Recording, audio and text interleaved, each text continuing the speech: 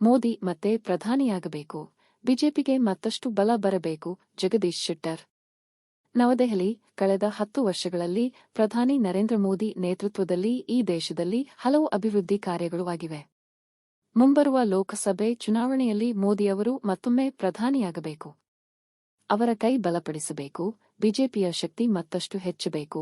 ಈ ನಿಟ್ಟಿನಲ್ಲಿ ಇಂದು ಮತ್ತೆ ಭಾರತೀಯ ಜನತಾ ಪಕ್ಷಕ್ಕೆ ಸೇರ್ಪಡೆಯಾಗುತ್ತಿದ್ದೇನೆ ಎಂದು ಮಾಜಿ ಸಿಎಂ ಜಗದೀಶ್ ಶೆಟ್ಟರ್ ಹೇಳಿದ್ದಾರೆ. ಇಂದು ದೆಹಲಿಯಲ್ಲಿ ಬಿಜೆಪಿಯ ರಾಷ್ಟ್ರ ನಾಯಕರನ್ನು ಭೇಟಿ ಮಾಡಿ ಪಕ್ಷಕ್ಕೆ ಸೇರ್ಪಡೆಯಾಗುವ ಕುರಿತು ಮಾತುಕತೆ ನಡೆಸಿದ ನಂತರ ಮಾಜಿ ಸಿಎಂ ಬಿಎಸ್ ಯಡಿಯೂರಪ್ಪ, ರಾಜ್ಯಾಧ್ಯಕ್ಷ ಬಿವೈ ವಿಜಯೇಂದ್ರ ಅವರ ಸಮ್ಮುಖದಲ್ಲಿ ಅಧಿಕೃತವಾಗಿ ಸೇರ್ಪಡೆಯಾದರು. ನಂತರ ಸುದ್ದಿಗೋಷ್ಠಿಯಲ್ಲಿ ಮಾತನಾಡಿದ ಅವರು, ಕಳೆದೊಂದು ವರ್ಷದಲ್ಲಿ ಸಾಕಷ್ಟು ಬೆಳವಣಿಗೆಗಳಾಗಿವೆ.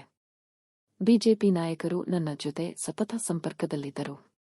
ನೀವು ಬಿಜೆಪಿಗೆ ಮತ್ತೆ ಬನ್ನಿ, ಪಕ್ಷದ ಬಲ ಹೆಚ್ಚುತ್ತದೆ, ಎಲ್ಲರೂ ಒಟ್ಟಾಗಿ ಕೆಲಸ ಮಾಡೋಣ ಎನ್ನುತ್ತಿದ್ದರು. ಪಕ್ಷದ ಹೈಕಮಾಂಡ್ ಅವರನ್ನು ಇಂದು ಭೇಟಿ ಮಾಡಿದಾಗ ಗೌರವಯುತವಾಗಿ ಬರಮಾಡಿಕೊಂಡರು.